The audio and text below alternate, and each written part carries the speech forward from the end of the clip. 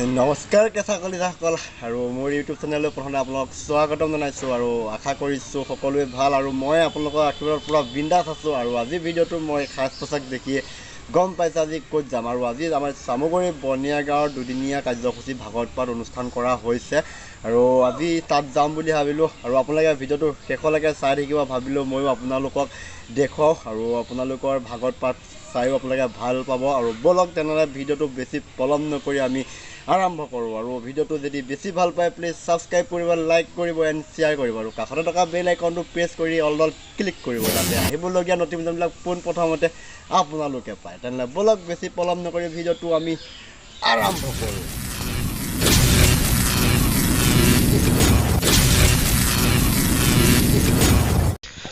চ' আমি ফাইনেলি পাই গ'লোহি আমাৰ নামঘৰত আৰু আপোনালোকে দেখিছেই নহয় আমাৰ ইয়াৰ ভাগৱত পাঠ অনুষ্ঠানত আপোনাৰ চামগুৰি বনিয়া গাঁও বামুণীয়াৰ দেখিছে আপোনালোকে। আৰু বলক ভিতৰত গৈ আপোনালোকো দেখুৱাম পৰিস্থিতি আৰু ভাগৱত পঢ়ুৱাও আপোনালোকক শুনাম।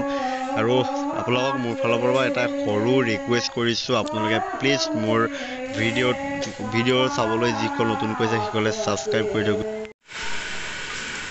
চতুৰ্বিংশ অধ্যায় জোনা এই মতে গদা ধৰি যুঁজহিৰা নাইখা